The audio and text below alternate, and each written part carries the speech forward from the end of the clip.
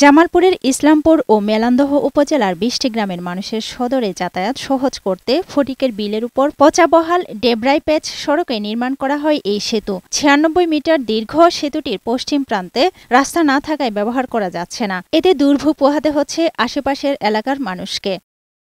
একই অবস্থা পৌর শহরের হাটচন্দ্রা এলাকার নির্মিত সেতুর। এই সেতুর পশ্চিম প্রান্তে সড়ক না থাকায় সুফল পাচ্ছেন না মানুষ। সেতুটি এখন ধান শুকানো ও গবাদি পশু রাখার স্থান হিসেবে ব্যবহার করা হচ্ছে।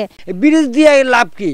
ব্রিজ দিয়ে সাঁতরিয়েছি, আগেও সাঁতরিয়েছি, এখনও সাঁতরিলাম। এত লক্ষ লক্ষ কোটি কোটি টাকা খরচ করে ব্রিজ হয়ে আমাদের কোনো লাভ আসতেছে না। সেতু দুটির সংযোগ সড়ক নির্মাণের উদ্যোগ নিতে সরকারের প্রতি দাবি জানিয়েছেন স্থানীয়রা। আগে রাস্তা দরকার আমাদের, তারপরে নয় ব্রিজ। আমরা বন্ধ কোনো যাই না, গাড়ি ঘোড়া যাই না, গরু বাছুর বান্ধিত হয়। ব্রিজের পূব পাশও ঠিক নাই, পশ্চিম পাশও ঠিক নাই। এই ব্রিজটা আমাদের কোনো উপকারী হয় নাই। উপকার আছে, তার আর ক্ষতি আরো বেশি হয়েছে। ওই মাথাত করে ও ইয়া থেকে নিয়ে সেতু দুটি সংযোগ সড়ক নির্মাণে পরিকল্পনার কথা জানান এলজিডির নির্বাহী প্রকৌশলী। ইতিমধ্যে সংশ্লিষ্ট উপজেলার প্রকৌশলীগণ ব্রিজের সংযোগ সড়ক উন্নয়নের জন্য প্রাক্কলন তৈরির উদ্যোগ গ্রহণ করেছেন।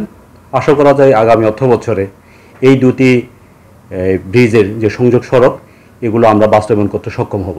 সেতু দুটি চলাচলের উপযোগী করতে সংশ্লিষ্টদের প্রতি দাবি জানিয়েছে এলাকাবাসী। আফরোজা সুলতানা, বৈশাখী সংবাদ।